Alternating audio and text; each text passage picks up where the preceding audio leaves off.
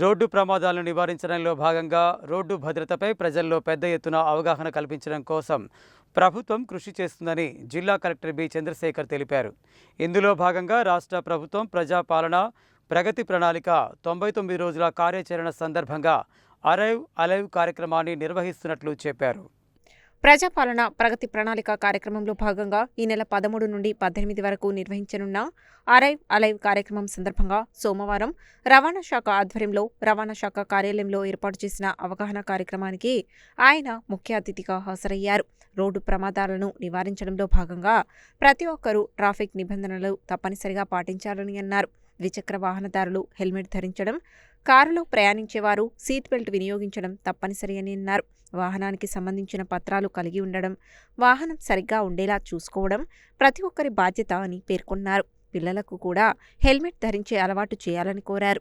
Road ప్రమాదాలలో ఒక కుటుంబ పెద్దను కోల్పోవడం చాలా బాధాకరమని, ప్రతి ఒక్కరూ బాధ్యతగా వ్యవహరించి సురక్షితంగా ప్రయాణించాలని కలెక్టర్ పిలుపునిచ్చారు.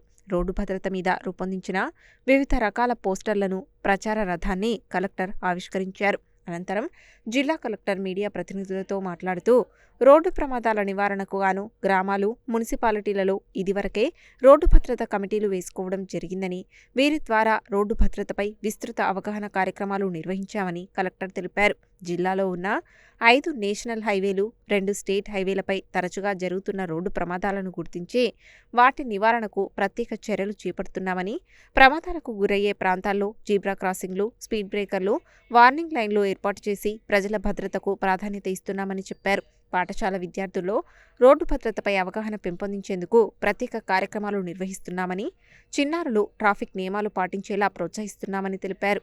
ఈ కార్యక్రమాల్లో పంచాయతీరాజ్, హెల్త్, విద్యాశాఖ, పోలీస్, ఆర్టీఓ, రెవెన్యూ శాఖలు సమన్వయంతో పనిచేస్తున్నాయని వివరించారు. జిల్లాలోనే కాకుండా చుట్టుపక్కల వారికి కూడా రోడ్డు భద్రతపై అవగాహన కల్పించాలని కోరారు.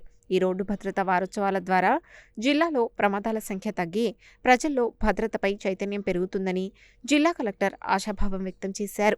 ఈ సందర్భంగా కార్యక్రమానికి హాజరైన వారందరి చేత రోడ్డు భద్రతపై ప్రతిజ్ఞ చేయించారు. ఈ కార్యక్రమానికి ఏఎస్పీ రమేష్, రవాణా శాఖ deputy commissioner Vani, DTO Lavanya, one town CI Rajasekhar Reddy, RTA member Adireddy, motor ఇన్స్పెక్టర్లు కొండయ్య, భాస్కర్ రెడ్డి, చిరంజీవి, గోపీనాథ్, ఉషశ్రీ, సోనుప్రియ, మల్లికార్జున్ తదితరులు పాల్గొన్నారు.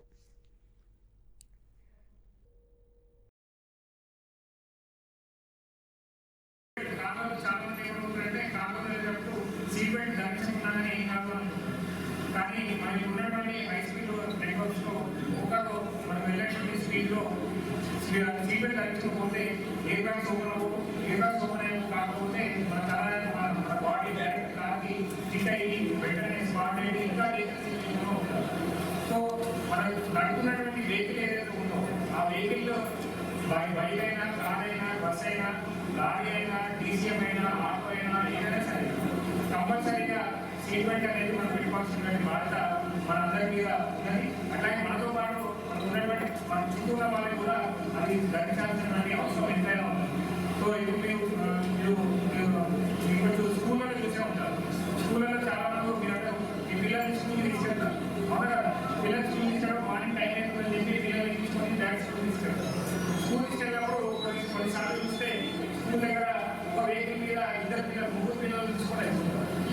సో మిమ్మల్ని అంటే ఏమంటారు, సార్ ఒక వెహికల్ ఉంది, ఒక వెహికల్ మెయింటైన్ చేయము, ఆ ఒక వెహికల్ మీద 2 సార్లు తెచ్చుకుంటారనే మాకు టైం ఉంటుంది, అందుకని 3 పిల్లలు కలిసి తీసుకెళ్తాము అని మరి కరెక్టేనా?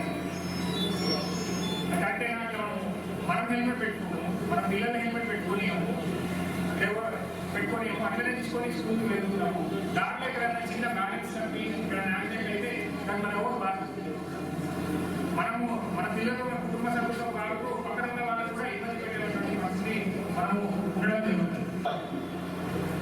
2023లో సుమారుగా 390 మంది చనిపోతే 2024కి ఒక 30 మందిని తగ్గించారు. బికాస్ ఆఫ్ రవాణా శాఖ, పోలీస్ శాఖ, వివిధ డిపార్ట్మెంట్లు కలిసి ఇలా అవగాహన కార్యక్రమం చేయడం కూడా ఒక 30 మరణాలు తగ్గించడం జరిగింది. అది ఈ సంవత్సరం కూడా మీరందరూ కూడా భాగస్వామ్యం అయితే కనుక ఈ ఏడాది రోజుల గురించి మన గవర్నమెంట్ సీరియస్గా తీసుకుంటుంది. దేనికోసము ఏమి ఒక ఇంటి యజమాని కనుక యాక్సిడెంట్ సరిపోతుంది. ఆ కుటుంబం మొత్తం కూడా రోడ్డు మీద వచ్చేస్తుంది. వాళ్ళ పిల్లలు చదువులు ఇబ్బంది పడుతున్నారు, ఇల్లు గడవదు. అందువలన అవన్నీ ముందే గ్రహించి ఆడపిల్లలు వాళ్ళ బ్రదర్స్ కానీ వాళ్ళ తల్లిదండ్రులు కానీ తండ్రి కానీ బయటకు కంపల్సరీ హెల్మెట్ పెట్టుకోవాలని చెప్పాలి. అదేవిధంగా రాత్రి ప్రయాణం తగ్గించుకోవాలి. హైవే మీద పోతున్నారు, మన విలేజ్లో నడిపించినట్టుగా టీవీఎస్ స్కూటీ నడిపించుకుంటా సడన్గా రెడీ తిప్పుతారు. మరి అదేమో 100 కిలోమీటర్లు లేకుండా వస్తుంది. లారీలు పెద్ద పెద్ద హెవీ ట్రక్స్ వీళ్ళేమో ఇది మా మామూలే కదా, మా పక్కగా లేని చెప్పి హైవే రోడ్లో సడన్గా రైట్ టర్న్ తీసుకుంటాడు. అతను తెలియదు ఇక్కడ విలేజ్ ఉందని చెప్పి హైవేలో వచ్చేవాడు.